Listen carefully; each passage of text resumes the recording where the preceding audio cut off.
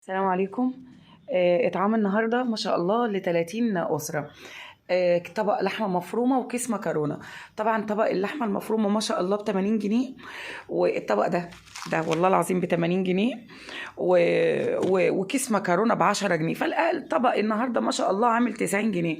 ما كنتش بحب اديه لحد، يعني كنت ببقى مكسوفه وانا بديه زمان.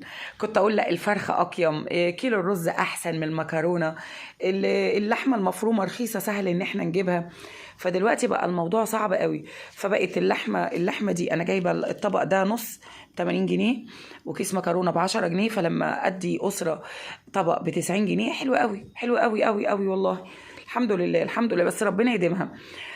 صاحب التبرع طبعا جزاك الله خير الجزاء، وربنا يا رب يديم عملك الطيب كله في ميزان حسناتك ويخليك ليا، لان فعلا فعلا انت اخ ما شاء الله، يعني اخ محترم جدا جدا. عايزه اقول حاجه. في ناس بتعمل، يعني انا مثلا لو انا جات لي هديه ببقى فرحانه قوي قوي قوي، يا سلام انا جات لي هديه جميله وببقى مبسوطه، وبحاول اراضي اللي جاب لي الهديه ده قوي لان هو جابها لي. فتخيل لما تعمل حاجه هديه ربنا.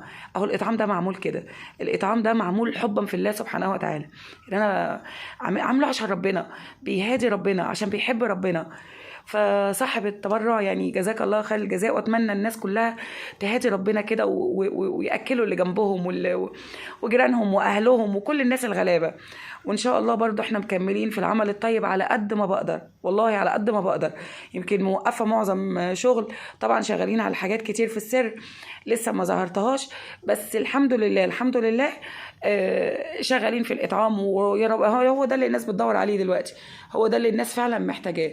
صاحب التبرع جزاك الله خير، وان شاء الله مكملين في العمل الطيب وفي الاطعام، وربنا يا رب يسهلها علينا ونلاقي المتبرع اللي يشيل كل الحالات اللي انا محتاسه فيها. السلام عليكم.